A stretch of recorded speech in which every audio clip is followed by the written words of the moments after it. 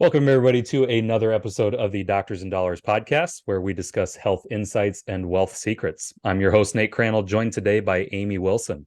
Amy is a board-certified geriatric pharmacist, a certified fitness professional, and a certified nutrition coach using the Faster Way to Fat Loss platform. She specializes in developing individualized health plans for her clients and has been seen firsthand how diet and exercise can change a person's life and how the right nutritional program can be the key to improving your health and fitness. If you're looking to become a pro at fat burning, balancing your critical hormones, or skyrocketing your daily energy, look up the Nutrition Coach Pharmacist after this episode. Welcome to Doctors and Dollars, Amy. Hey, Nate, thanks for having me. You bet. What's going well today? Oh, I love fall. I know, I think this is going to hit in November, but this is my favorite season. I know a lot of people hate it, but I love it. Yeah, here in Iowa, we always joke the perfect fall weather is a hoodie and shorts. Like if you can just rock a hoodie with a pair of shorts, even sandals, Perfect. Perfect. that's the perfect weather. And then all of a sudden, gosh, it's like November something. It just shifts, and all of a sudden you're like, Yeah. gosh, got to lose the shorts, tuck those away in a tote down in the basement, and out come the jeans, and that's when winter starts. But It is, yeah. The shorts and the hoodie is perfect. you Absolutely bet. perfect. So I think you're down in Louisville, Kentucky, correct? Correct. Are you getting the tree changing yet? Yes. So I was actually at one of my facilities today, a nursing home, and it was a pretty drive because I've seen all the reds and all of the leaves change. So it was gorgeous. For sure. I mean, we're not Vermont, New Hampshire, Maine. Mm. We're not that picturesque, but us in the Midwest, we still can change some leaves. It still looks pretty good. And we still get all four seasons. So that's a positive. Absolutely, man. I have friends down in Arizona that they're like, I don't know how you live in Iowa. Like, we just love the weather down here. I'm like, no, it gets like 120, and everyone, buckles down and Yeah. doesn't leave their house for 3 months. No, Which, thank to you. his point, yeah, to his point, then he says, well, you guys buckle down and don't leave your house for 3 months in, December, January, February. I'm like, all right, that's touche. But I love four Yeah. seasons. Love having it. Yeah. The best part of the Midwest is four seasons, and the worst part of the Midwest is four It's four seasons. seasons. Yes, I agree. Awesome. Well, I'm happy to have you here today. You are an expert in a topic that I love talking about. I probably need to work on my health and fitness a little bit better than I have, but COVID kind of slowed everybody down. I'm guilty of that. I need to get back into the swing of it. But talking about weight loss, talking about weight management really is a big thing, and I can't wait to dive in with you today. It's probably my favorite topic, one of my favorite topics. So this is gonna be a good conversation. Well, perfect. We blocked off 5 hours for it, so Okay, we're good. it's awesome. Well, the weight loss and weight management industry, revenue wise in 2022 was $3.7 billion. It's big.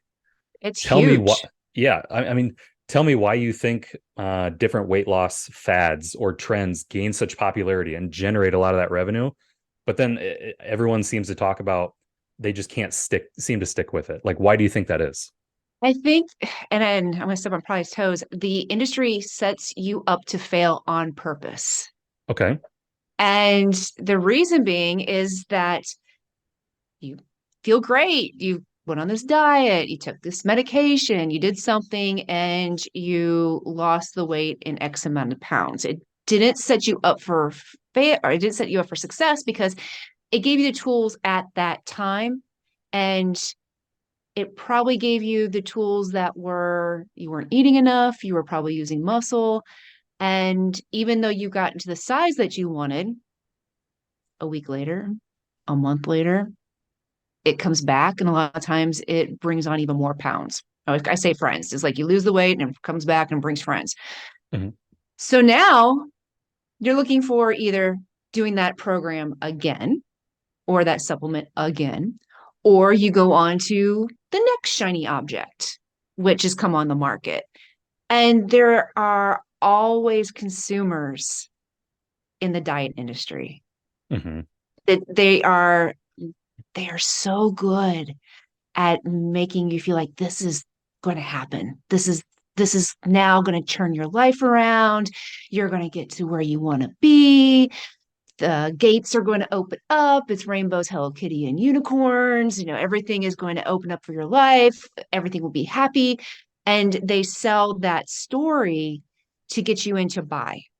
Hmm. And we fall for it every single time. We also fall for wanting it very quickly, not wanting to do the work, not wanting to do the, I won't say it is the more difficult way. The way that our body is programmed is the more difficult way. We Hmm. want things in Amazon Prime Time. We want things that it's easier to, hey, let me push a button or let me scroll through Instagram and find the latest trend that's going to make things easy. And some things my parents would always say, if you work for something, you'll be more appreciative of it. In this case, it's actually true, because when you actually work on something, meaning your body, learning how to fuel, eat what you need, learning how to build muscle because we need that, it is a slow freaking process. But it works, and it works for the long term, and it works for your health. The diet industry does not go hand in hand with health. But we think it does. We're led to believe it does, but it doesn't. Yeah. And I feel like, and maybe this is a recent thing. I mean, you get on social media and I feel like you scroll Instagram and every third thing is an ad about weight loss or some new fitness program. And I feel like there's a bit of gaslighting going on of like, oh, you tried keto? That's cute. Like now try this high protein diet. High protein diet didn't work for you. You don't want to be big and bulky. You should be a vegetarian. And like there's a lot of gaslighting that goes on, I feel like, as new trends and new fads come along. And so to your point, I mean, just the idea of just solid hard work. It doesn't have to be super complicated, but it does take patience and it does take time. People just want that easy button, Yeah, be able to hit that and go. and you mentioned Instagram, so you're scrolling up, and you have to understand, a 15-second reel, it's not going to show you or tell you what you really need to, not going to tell you how this program is going to work with you or against you, or if this person that you're seeing or idolizing is actually going to pick up the phone and talk to you. So Hmm. there's so many things out there, or it's like, oh, this is the best thing. Oh, I'll and microwave something. I didn't know that part. And you see all the good, the shiny. You don't see the real. And Hmm. I always say, educate, educate, educate. Learn everything you can before you start something. Yeah, that's good advice. I mean, anything, not even weight loss related, but anything new in your life, there's got to be a ton of research. And that's, I feel like, in today's society where patience is limited. I mean, I'm guilty of it. I don't have a ton of patience. Ask my kids. But just being able to sit down and do research and make informed decisions in anything in life. I mean, we are talking Yeah. about investments earlier. We're talking about anything. You got to make informed decisions, and I feel like that's why things become a fad or a trend. Once people Mm-hmm. start doing research on it, they're like, that's really not for me, or that's not, there's a lot of adverse effects to that. I'm not going to do that. And then they'll go out, find the next thing, and that trend, Mm-hmm. falls to the wayside and people forget about it. But what would you say is like look in the last 20 years, what do you think has been like the most dangerous weight loss idea or trend that has come about? Oh my gosh. Where do I start? Um, you know, well, we had fen back in the day, which was phentermine, and man, I can't remember what the other fen was. It was taken off the market. That caused heart issues, strokes, and heart attacks. We had supplements that were on the market that people would take that caused strokes and heart attacks. Jeez. Um, there is, I don't want to bash any program, because there are people who do keto who need to do keto. It's, for most people, it's not a life sustaining, meaning that you're not going to be able to do keto for the rest of your life. It's Hmm. something that you can do for a small period of time, and then all of a sudden carbs come back and you're going, oh, I don't want to give up carbs. I don't want to go back to just eating high fat and protein and nothing else. I think cycle. But I think a lot of the medications back in the day, a lot of the supplements, there's still a lot of supplements that are sold, and people think that the supplements, well, they must be FDA approved or they wouldn't be on the market. That is not the case. Supplements don't have to be FDA approved. They don't have to be shown safe and effective. The only time they're really pulled off the market is when they are shown to be a detriment to society, when they do cause death, when they cause other issues. Now, medication behind the counter with a pharmacy has to go through some testing and has to be shown for the most part being safe and effective. But there's also side effects. And that's the other things that people don't realize is when they take medications, there always will be side effects. Nothing's Hmm. 100% pure. So, we go through all these fads, and there are so many that I say anything you take to the extreme of the fad, that's where you have the issues. Where you do just extreme keto and you can't enjoy your life, or extreme there's just been so many things out there. For a while there we had no carbs, and then we had just protein, and then we have just fat. And what we need to find is the balance, because you need all three of those. Are called macronutrients: protein, fat, and carbs. You need all three. So yeah, so I would say anything that is the extreme, anything that takes out something of one of those macronutrients is not a good idea. Yeah. And I know I mentioned earlier when I was reading off that dollar figure, $3.7 billion industry from a revenue standpoint last year. I imagine a lot of that has to be weight loss. Like you said, weight loss Mhm. medication, weight loss supplement. I think where people are lacking, and this might be your expertise, is weight management. Getting someone down to that goal weight or where the healthy weight that they should be, but then maintaining it for years Mhm. after. And I feel Mhm. like that's kind of the missed, uh, that's the cog in the wheel that people aren't paying attention to, that really needs to be handled. And I think, and this is one thing I've done, and I think that you're probably an expert in this, but like I feel like counting the calories is not great because people will undereat their calories. Mhm. Sitting down counting all their macros, like I've followed bodybuilders for a long time, and people that count their macros, that can be cumbersome and really take over your Mhm. life.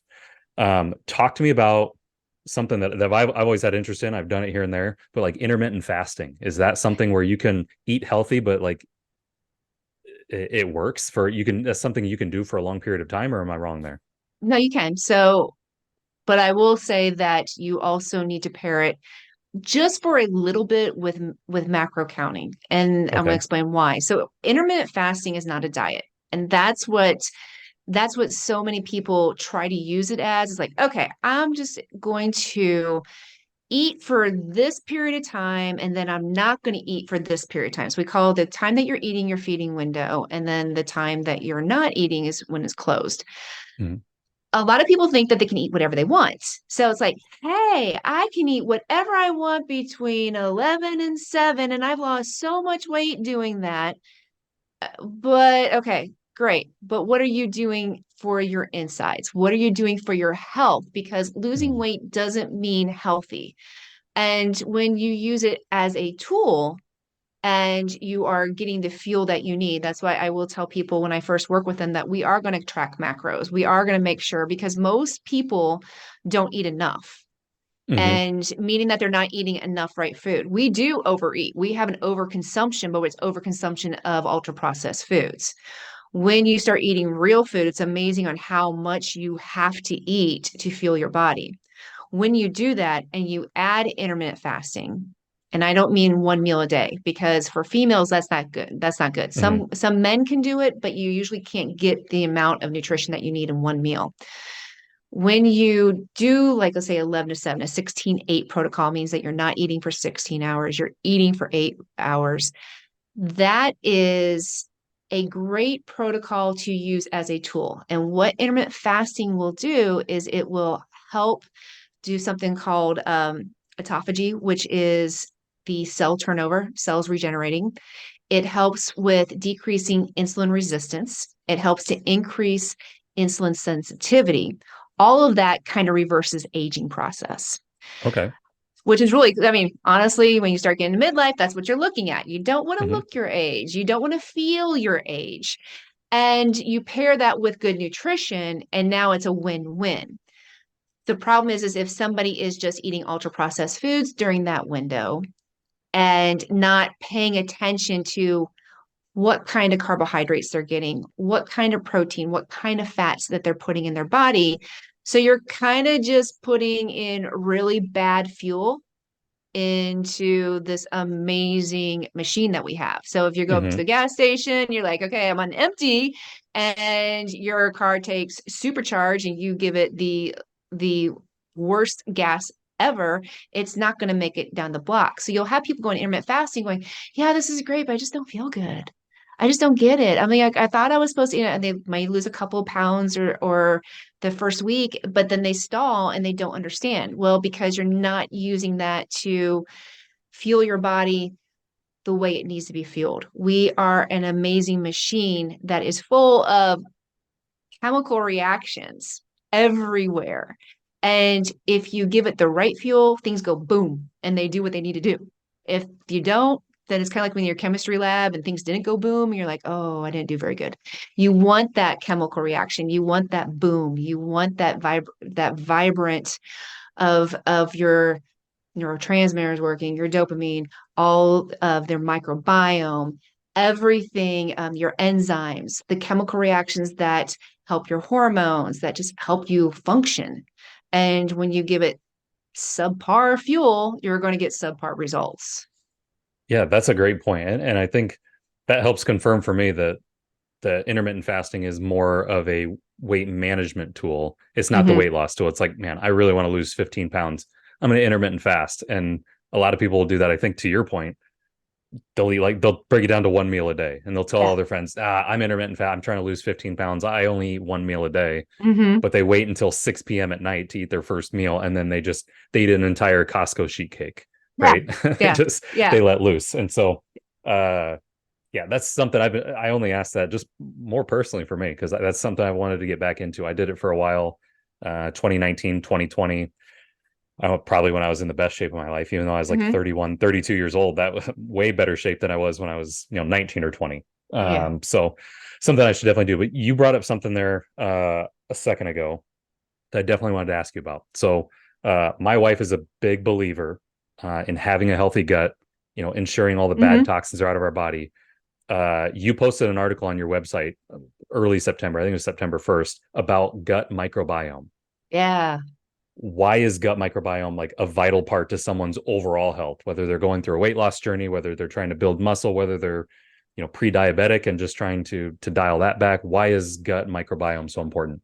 So it's kind of funny. So in back in the day, we used to think that all bacteria was bad. We would do Hmm. things to eradicate bacteria in our body. We're like, oh, this is bacteria. We know some bacteria is good because we get antibiotics from it, but we thought the bacteria in our body that there were some issues. The thing is that we actually have a lot of good bacteria that is in our gut, that's in our intestines. And that bacteria helps with digestion. That bacteria helps with hormones. But those bacteria help with transport. What we're seeing and what we think is the increase in colon cancer in young adults is that the microbiome has been, for lack of better terms, gone. And it's mainly because of ultra processed foods. And when I talk about ultra processed foods, I mean things that have like sugar additives and color additives and chemicals, and it's just not Yeah. real food. We know that consumption gets rid of the gut microbiome. Hmm. Not a good thing. We also Just know it's not clears it nice. out. It just Yeah. clears it out. And Hmm. fiber is a great thing that helps with your gut microbiome. We talk about prebiotics or probiotics, something like dill pickles, sauerkraut, all of that helps your gut microbiome. We also know that gut microbiome, besides keeping it regular, which everybody's like, that's what they think about. Yeah, they We hear are, fiber and they're like, I yeah, don't need more fiber. yeah, no, you really do. So we're thinking what we're seeing now is there's so much correlation. We're talking the gut is like is the second brain. We're seeing a correlation between a gut microbiome and decrease in diabetes. We're seeing a correlation between gut microbiome and possibly a decrease in Alzheimer's and dementia. That is huge. Hmm. Things that we never thought before. It's like, oh, how can these good bacteria do all these amazing things? And they really do. And by keeping our gut microbiome, you can't really say balanced, but optimal, by eating real food, by eating probiotics or prebiotics, that you are able in turn to help prevent disease. And to me, that's what it's all about, because nobody wants heart disease. Nobody wants diabetes. Nobody wants Alzheimer's. So the things that we can help and do is kind of simple, is just by the food that we eat. So and I know that this might not be the direct correlation, but like Alzheimer's, diabetes, some of those other chronic illnesses that you just talked about, is it the microbiome being wiped out that can lead to those things, or is it an over, like, too much bacteria in the body that's what leads to those things? Which It's end is it? it's a little bit of both. So we have a gut Okay. microbiome being wiped out. Then we also have those diseases are also diseases of chronic inflammation. Hmm. Kind of goes hand in hand.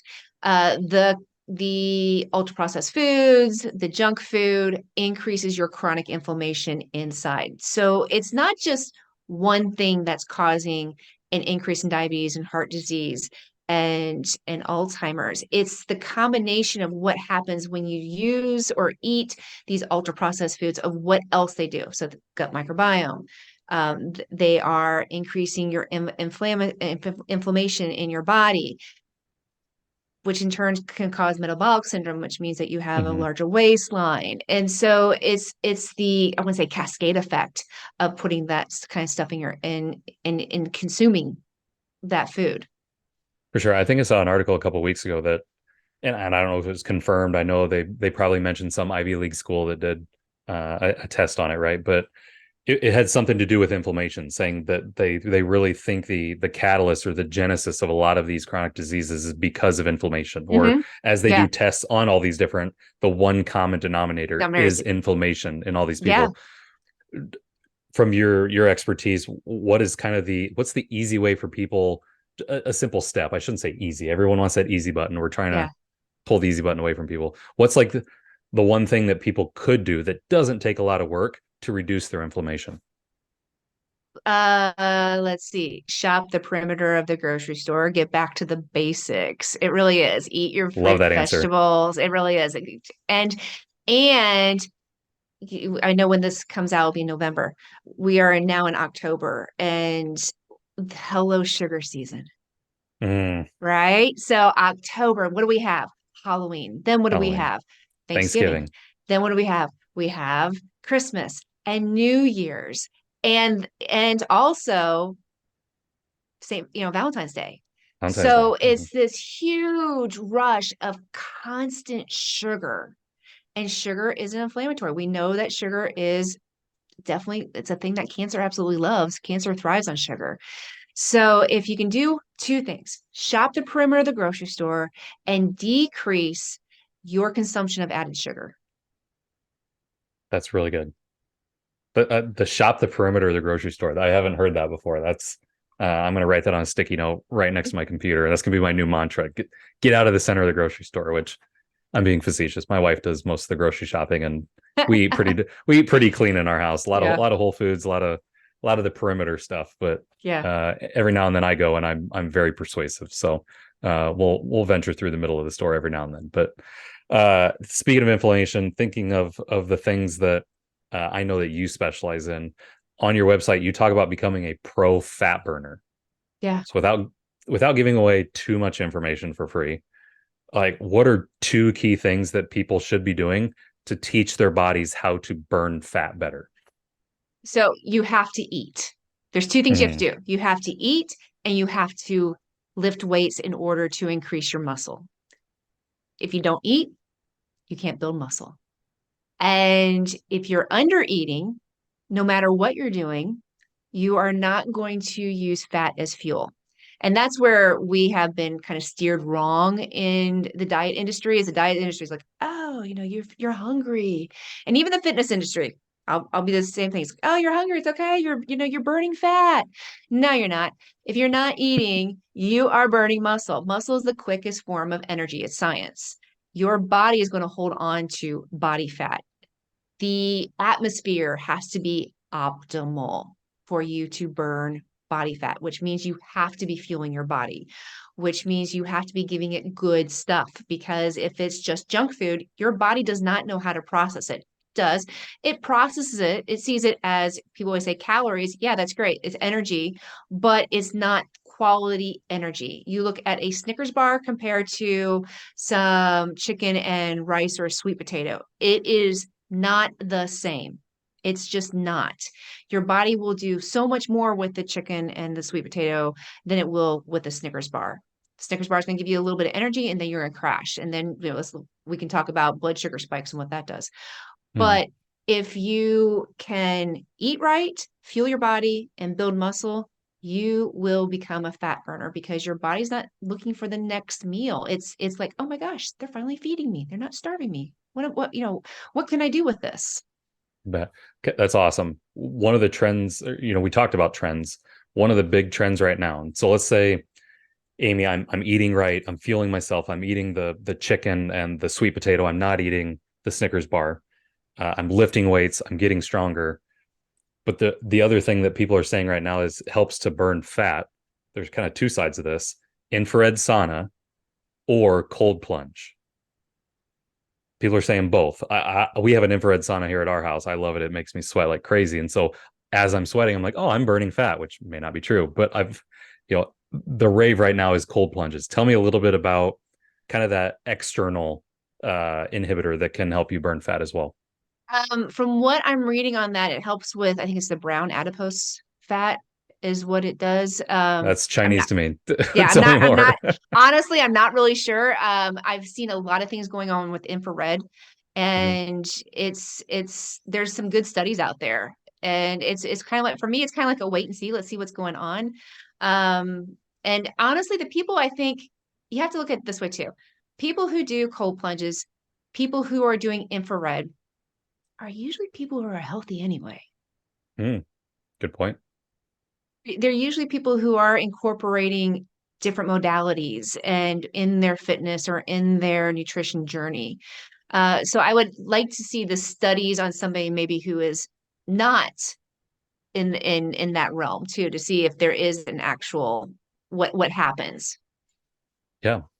I never thought about it that way. Yeah, now that I think of all the people that are, that you see online that are taking, maybe it is just a spike for their social media. They're like, what's the next thing that I can do to, gain more followers or get more likes? But the cold plunge is kind of been the big thing lately. But you make a good point there of give someone that's a little overweight. Maybe their body mass index is in the upper 30s, right? The 40s, where let's see how they react and put them through a Yeah. 6 week, 12-week study and see how their body interact. Hey, that can be something that might boost your social media if you want to throw that out there and snag somebody and have them do it. But two things that I wanted to ask you. I'm going to start with the first one. I think the second one's probably going to take the rest of our episode. But one thing that I've noticed, and I've asked other doctors about this, but like if someone comes in to their primary care doctor complaining about sore joints, complaining about lower back pain, complaining about low energy or low testosterone,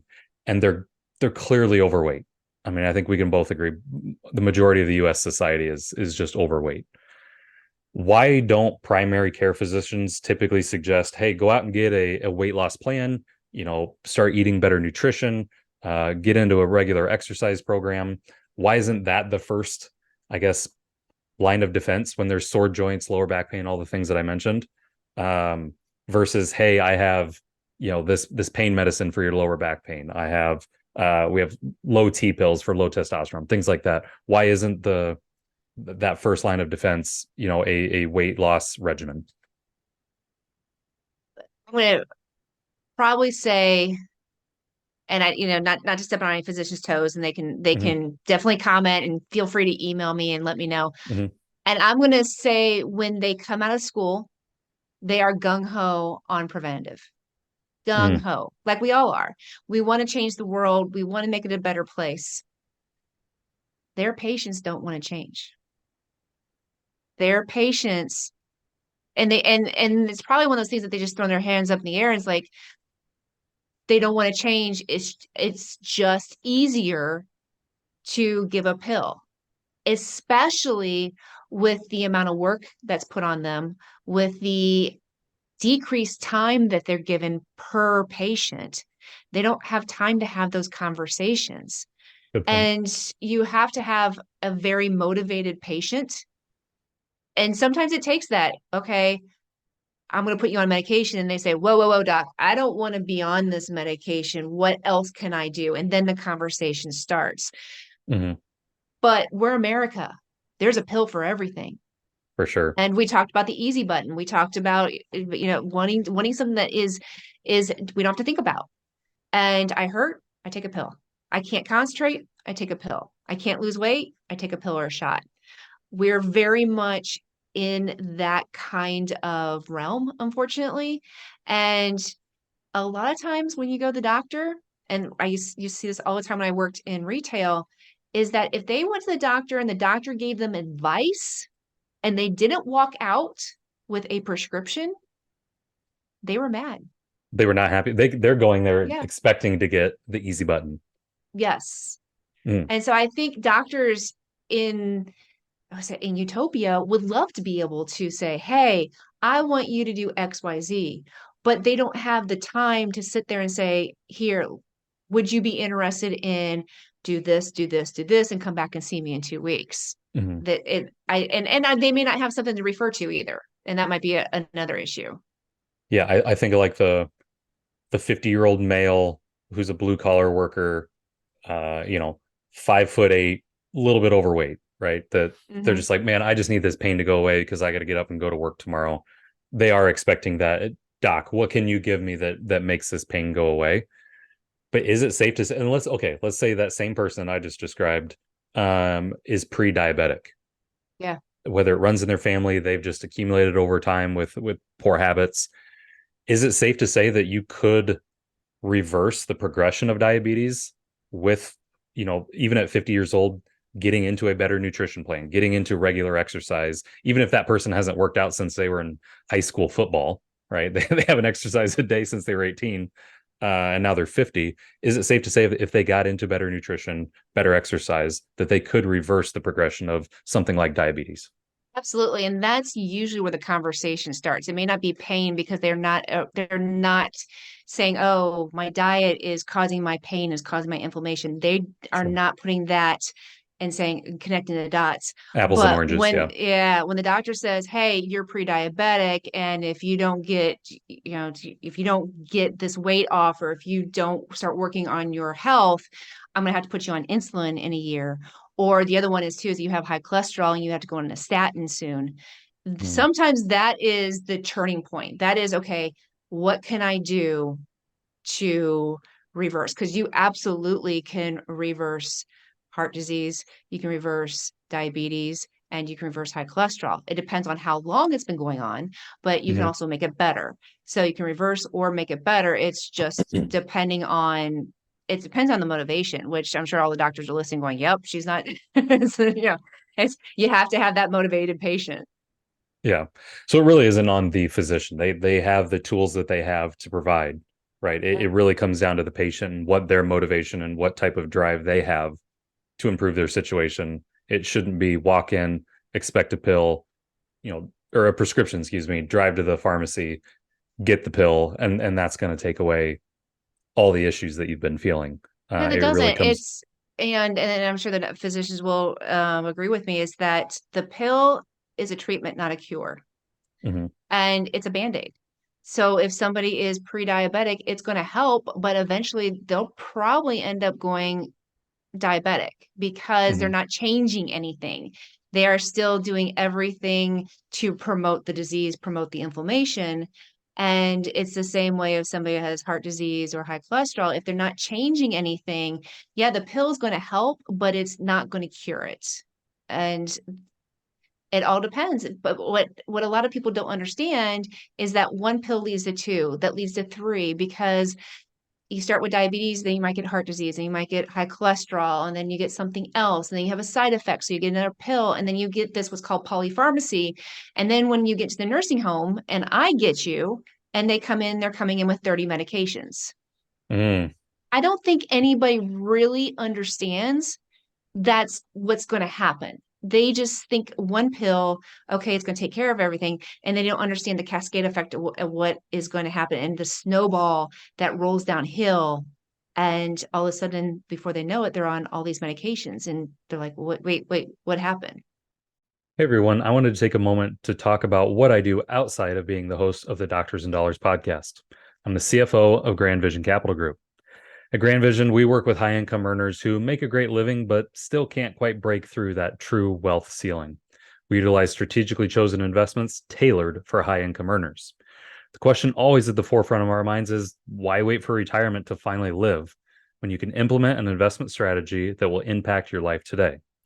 To be honest, most of the people we work with never even knew these options existed because their financial planner doesn't have access to these exclusive investments. So, if you're ready to finally turn your high income into real wealth, visit our website, www.grandvision.co, and hit the Take Action button in the top right corner to schedule some time with me. Or even better, connect, follow me on any of my social media accounts, shoot me a message. Now, back to the show. You say that, and now I think the snowball has created those little plastic containers that are labeled Sunday, Monday, Tuesday, Wednesday that are just in Mhm. everybody's house these days. Yeah. Those probably were not a thing 50 years ago, Yeah. I'm guessing.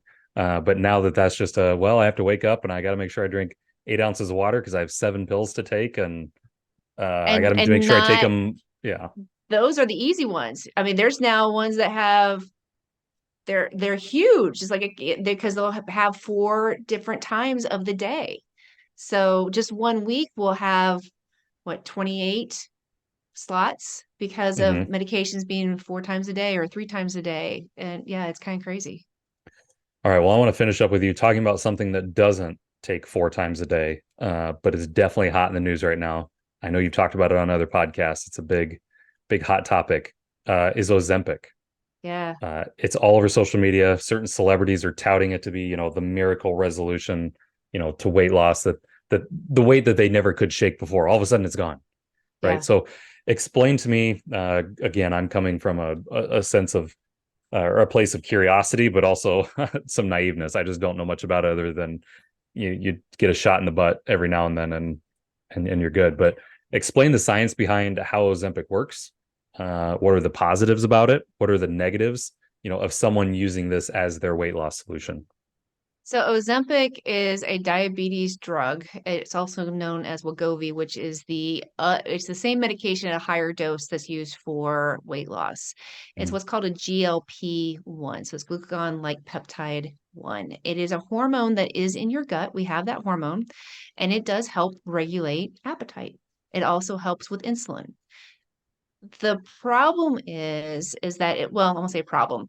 So it was originally brought out for a diabetes medication, had a pretty decent side effect profile, which was, hey, it causes about 10 to 15% weight loss.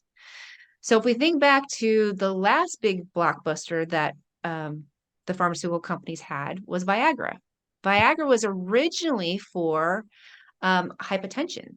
And lo and behold, it had this pretty amazing side effect. It And creates tension. It definitely does that. It's just yeah, yeah.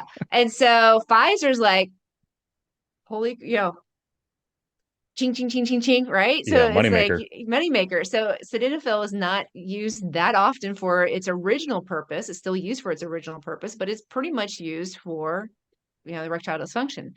Mm-hmm. But it's also now generic. So there really hasn't been a cash cow per se for the pharmaceutical industry. They do see the diet industry, the 3 point some billion dollars that you said, Mm-hmm. as having as being able to get into that realm. And the problem I have with Ozempic and Wegovy is that one is becoming a boutique drug. So we're seeing little pop-up clinics everywhere. It does have a place, but when someone just has 10 to 15, 20, I want to say almost 25 pounds to lose, they're not being educated. And I understand, the slow amount of time or the not amount of time that the physicians have in their office, and also understand the pressure. They come in, they're ticked, they're gaining weight, especially I'll say menopausal women. I don't. Maybe you don't want to deal with them. Maybe it's something that Mm-hmm. you're like, okay, I see this as a possible answer. It's the first time physicians have had something that is an answer to weight loss without saying diet and nutrition. It's the first Mm-hmm. time. The problem as a consumer is that they're not doing their research. they're not seeing that, hey, I may have to be on this for the rest of my life.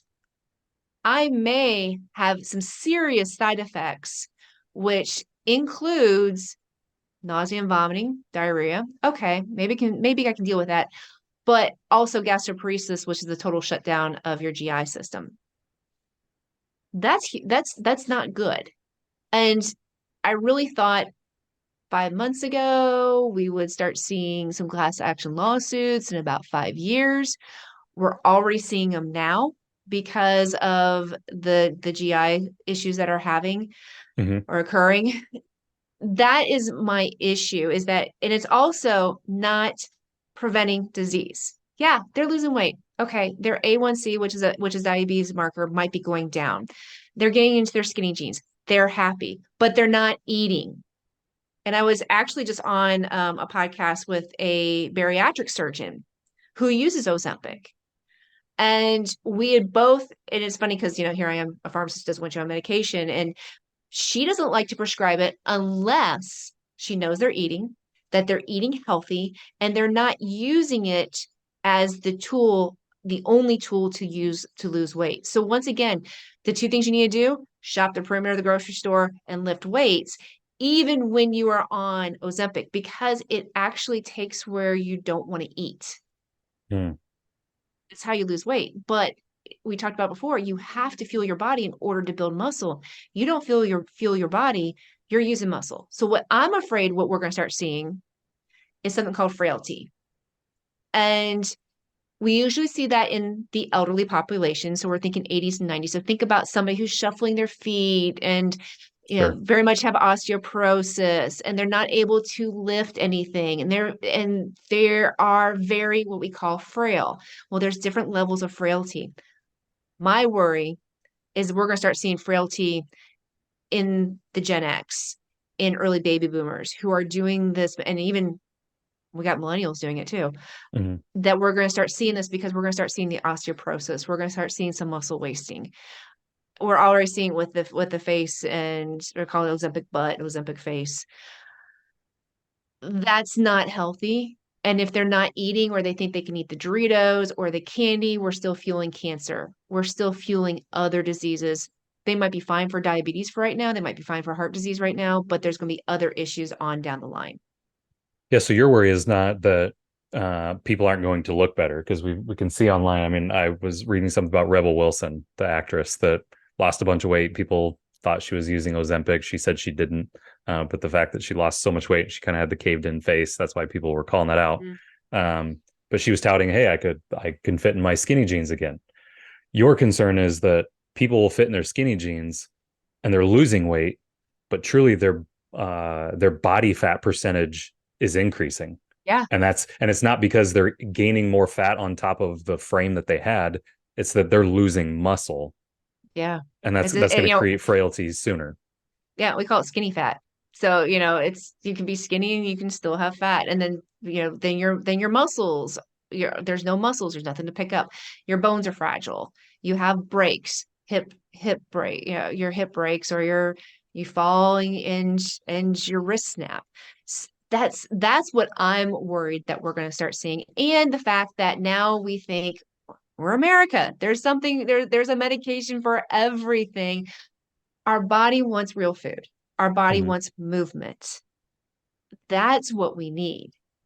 And it is the longer way, and it's not the fast way. And right now I think we're seeing a lot of, I won't say peer pressure, but it's maybe society pressure, society norms that I know there's towns here in Kentucky where everybody's on it. Mm-hmm. And that's difficult when you see your best friend is losing weight like crazy, and here you are doing it the old-fashioned way or slow way. That's Mm-hmm. hard. But to understand the reason behind it, to understand how is that medication serving your body, how are you fueling your body to prevent disease later in life, you have to look at the bigger picture, not just what's here in 6 weeks. Mm-hmm. I always joke that there's two ways to wear like yoga pants. There's to actually go do a workout in yoga pants and work hard and do the right thing, or you wear yoga pants to tighten everything up, right? Yes. It's just Yeah. it's a fashion Compression. sense. Yeah. So thinking of that, is there some concern then that you have that, let's say there is this fad, right? That's kind of been our theme today. If there's been Yeah. the Ozempic fad, muscles deteriorating, body fat percentages going up, people are that skinny fat. The Yeah. fad kind of goes away. Those same people who now have instigated some frailty, like you talked about, now they do start eating and they do start working out.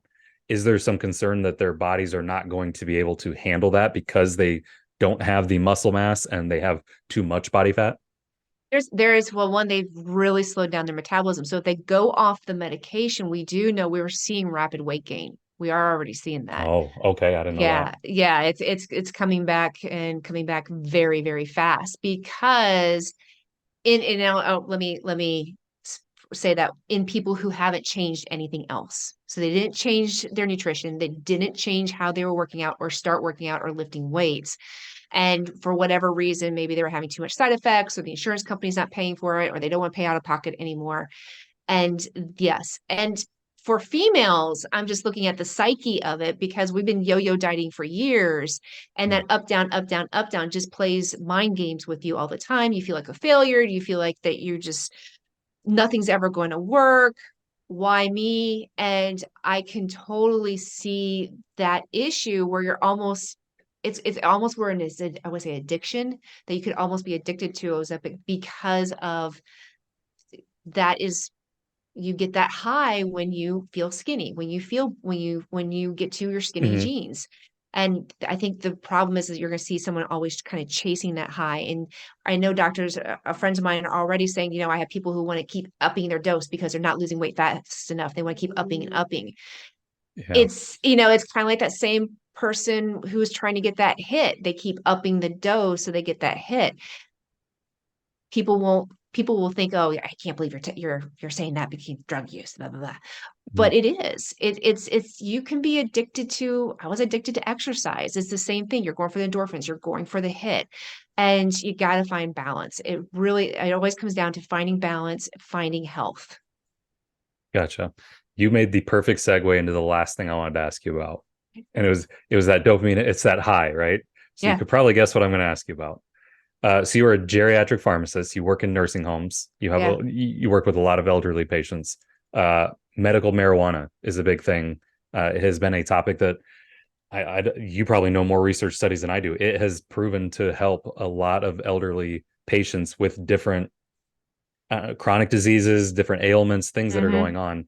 Talk to me about why you feel that is it's important. If you do feel like it's important, and if you don't, tell me why it's not important, and why it should be more common practice for that generation who maybe as they were growing up, they're like, oh man, you don't marijuana. You know, back in the 70s, maybe it was a big old thing, but like any generation earlier than that is like my grandparents, for example, they'd be like, marijuana, get out of here. I've never touched that stuff. Yeah, the boomers know about this, so they're Yeah. The yeah, boomers do. Yeah. So my grandparents who were yeah, in their 80s, they're obviously are yeah, like, yeah. no way am I touching marijuana. But like, if you are pro medical marijuana or marijuana usage in geriatric patients, tell me why. So we do have something called Marinol, which is a FDA Okay. approved medication that we use a lot of times for appetite. It is a marijuana derived medication. Mhm. Yeah, I would love to see medical marijuana used because I think in some cases it would help with some of our Parkinson's patients. It would help with those who we would call failure to thrive, that they just don't eat, they just don't have any interest in anything. Tried everything else, it doesn't work. The issues it's all legalities. It's Mhm. all how do we dispense this? How and in nursing homes are governed by CMS, and they regulate everything, regulate Medicaid, Medicare, and that's how the dollars come. It will be interesting to see what they say as to if you can initiate it, how it has to be dispensed, how it has to be, I guess, marked. The other thing you have to worry about is diversion, which means, unfortunately, people stealing from Mhm. from the med carts. But yeah, I would like to see how if we can control it, if it would help with some cases dementia, if it would help with moods and especially eating, because we do see that a lot of times where we're seeing lots of weight loss and some of the medications cause other side effects that are not so Hmm. good. One being what's called metoclopramide or Reglan. It can cause what's called tardive dyskinesia. And it's the next 3 or 4 years, because like in Kentucky, it just became legal. I think it comes legal for sure in January. We're starting to see more families ask about it. But the nursing homes right now are still not sure on how to bring it in or deal with it. So more than likely, it's going to be people who are outside of nursing homes Yeah. who are experimenting or seeing how it works with them. Yeah, I still have to say it's a drug. Don't drive. Yeah. Where we are seeing that now is, under the influence. So, and to understand how a medication is going to work with you and or work against you, and what side effects that you may get in the meantime. Yeah. It's the failure to thrive thing. That makes sense to me. I mean, you hear stories all the time of like a husband and wife have been married for Hmm. 60 years. Wife passes away. Husband can't take care of himself. So he goes into a nursing home, but like she was his whole world. And Yeah, shortly after like he just yeah. had no willingness Lost to the go on. will. So Yeah, yeah, so the failure to thrive, that makes sense to me. Smoke a little bit of marijuana or however it is that gets ingested, creates some appetite, creates, a little bit of yeah, a little good mood, right? Alzheimer's though, that or not Alzheimer's, Parkinson's you mentioned. yeah. Tell me how it can benefit someone with Parkinson's. That's interesting. Well, from what we're seeing, and I'm not, I don't have the studies, it's just what I see or hear, is Sure. that it does seem to help with the tremors. Okay. So that's, and I haven't seen it firsthand. It's just reading articles. Yeah. Is that just Yeah. like the slowing of the muscle? Like it just kind of loosens up the muscles, or what is it that Yeah, and like I said, I don't know, because sure. I don't, there's Parkinson medication out there, but the Parkinson medication I deal with is on the psychiatric side of it, Uh but not with the actual tremors. awesome. Well, Amy, it has been a pleasure getting to talk to you. You're an awesome guest. You're super smart, I can tell. I want people to connect with you. Where can they find you? What's your website? All the social medias, blast it all out. Well, feel free to contact me on my website, amykwilson.com. Don't forget the K, because there's a lot of Amy Wilsons out there, but amykwilson.com. And if there's any physicians who are like, okay, I just want somebody that they can talk to, or I would prefer the nutrition fitness part, I do have a referral program. I do work with physicians. I am virtual, so I actually have a client right now in Denmark. So it's worldwide. Awesome. As you can just go to my website, you can get all my socials that way. You can contact me that way. And you can see the blogs that we were talking about. So amykwilson.com. Awesome. We will put that on the link in the YouTube video as well as on our landing page for the Doctors and Dollars podcast. But again, Amy, thank you for coming. It was good talking to you today and wishing you the best. Oh, thank you for having me. Hey, everyone. As we wrap up today's episode, I want to talk about the second opinion. As most of our listeners are physicians, you guys know the importance of having another medical professional's insight for a patient's treatment plan. But have you ever considered having a second opinion on your financial plan? Or have you simply trusted your financial advisor that they've already leveraged every strategy that your family needs to be 100% on track to meet your financial goals?